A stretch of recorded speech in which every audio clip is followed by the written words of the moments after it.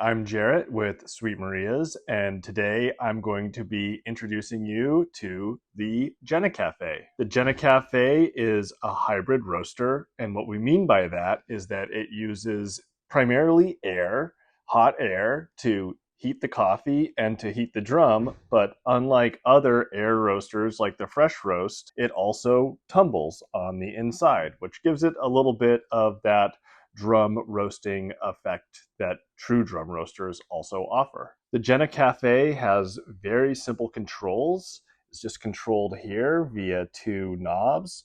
One controls temperature, one controls time. You push it down to start it, you push it down to stop it. Pretty straightforward. As far as size, the Jenna Cafe is relatively compact.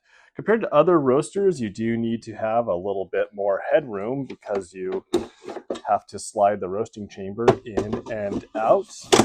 But compared to some other big roasters, it doesn't take up that much counter space, and you can store it away pretty easily when you are not using it. One really cool special feature of the Jenna Cafe is this whole apparatus here on the side, which just pops off, and this is the chaff collector. But the other thing that's great about it is that it's really easy to attach a vent hose to the top if you need to run it out a window. The Jenna Cafe has a maximum roast capacity of 250 grams, but more realistically, it roasts 200 grams, so that's about 7 ounces. The Jenna Cafe is not the speediest roaster. It has a roast time of anywhere from 12 to 20 minutes, depending on how dark you like to roast. And on average, for me, I would say that I'm hitting first crack around 12 to 13 minutes. A lot of people are cross-shopping the Be More, which we have a video on, and the Jenna Cafe, because they are kind of similar in a lot of ways and they exist in a similar price point. Something that we really like about the Jenna Cafe is that the visibility is really good. The walls of the roasting chamber are glass, and this whole plastic, heat protector is clear. So it's really easy to watch the beans develop and get a good idea of how your roast is going. We also really like how simple the controls are. They can be limiting, and I'll go into that a little bit later, but honestly, it's really easy to set up, turn on, and get roasting. Another thing we really like about the Jenna Cafe is the chaff collector. This is one of the best things about the machine compared to, say, the Fresh Roast or Popper or Be More.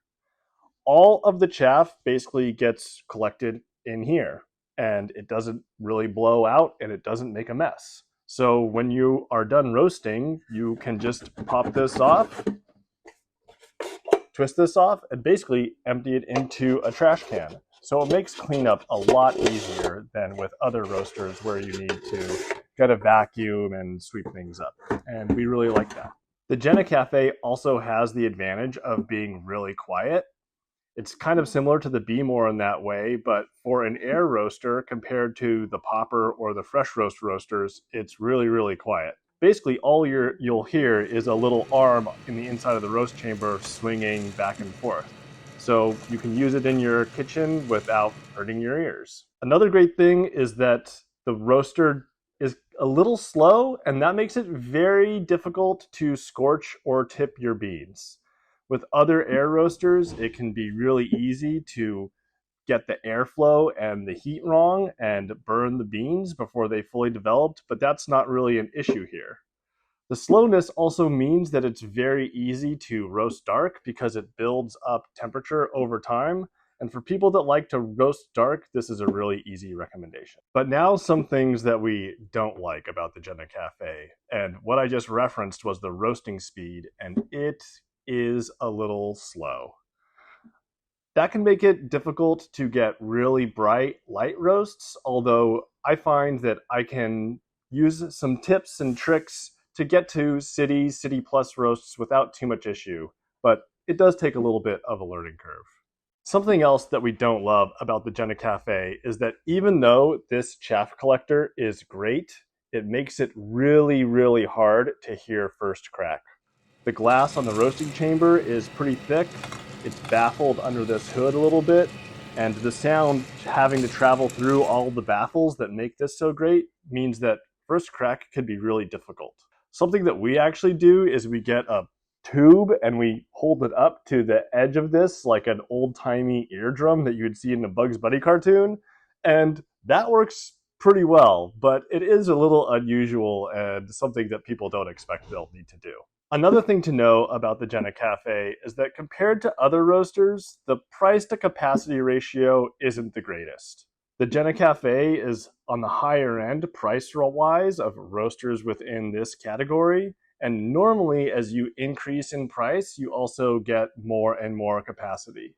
But even though the Jenna Cafe is at the higher end of the price range of this sort of like mid-priced roasters, the capacity is only 200 grams, which is on the lower side. So for people that are looking for something that can roast a pound, they probably are going to want to look at something else.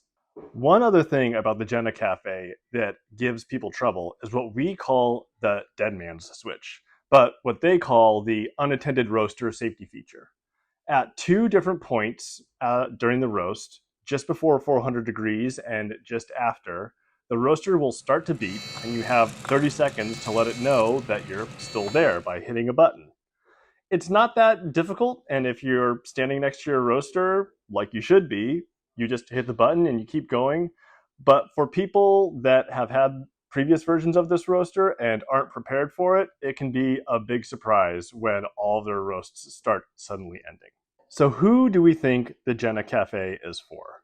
For me, I recommend it for people who are looking for very simple controls. When I roast on the Jenna Cafe, I basically set the time to max, which is 20 minutes. I set the temperature to max, and I hit start. And the machine basically just roasts through. As soon as I get to first crack and I start to see the development I want, I just stop it. This is really easy, and it makes it possible to roast a whole variety of coffees without too much trouble. But if you are the type of person that really wants to experiment with roast curves and really wants to get into the nitty-gritty of adjusting the flavors in the coffee by trying different roasts, well, this is probably not going to be the best option for you. The Jenna Cafe is also great for people who like to roast dark, especially if they like more air roaster profiles in their roasted coffee. Compared to the fresh roast or the popper, the Jenna Cafe has a way easier time using basically hot air to roast the coffee dark. And so if you like dark roasted coffee, this is a great machine. But it's still great for people who roast light as well, like me, and I really enjoy using the Jenna Cafe. Lastly, we think the Jenna Cafe is great for people who don't like a big mess when they're roasting. And that is definitely me. It's the biggest issue I have with the Beemore, which is otherwise a machine that I use all the time and I love to roast on. You just have to do a lot of dust bustering and vacuuming at the end, which is not a good time. What I love about this machine is just the ease with which I pop this off, dump it out, put it back on, and do more roasting. You do have to clean the whole thing every few roasts, but that's basically just like doing some dishes. At Sweet Maria's, we carry the Jenna Cafe in this very sporty red color, but it also comes in black if you wanted to match other appliances. We offer it with green coffee to get you started, and we have a whole bunch of info that's not covered in this video on the product page as well as in our library, library.sweetmarias.com. I hope that gave you a good idea of what the Jenna Cafe is all about and if it's the right roaster for you. If you have any questions, hit us up at info@sweetmarias.com.